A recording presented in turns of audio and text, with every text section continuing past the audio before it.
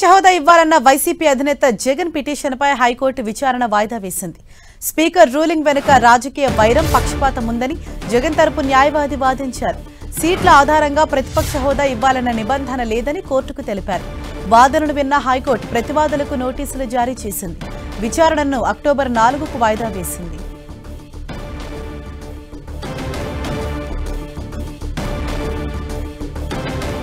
ప్రతిపక్ష హోదా ఇవ్వాలన్న వైసీపీ అధినేత జగన్ పిటిషన్పై హైకోర్టు విచారణ వాయిదా వేసింది.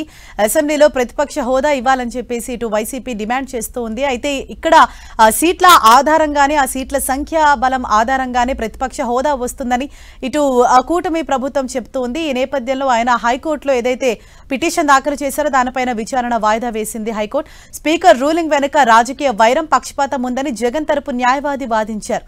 అయితే సీట్ల ఆధారంగా ప్రతిపక్ష హోదా ఇవ్వాలన్న నిబంధన లేదని కోర్టుకు తెలిపారు. ఇరువైపులా వాదనలు విన్న హైకోర్టు ప్రతివాదులకు నోటీసులు జారీ చేసింది. తదుపరి విచారణ అక్టోబర్ 4కు వాయిదా వేసింది.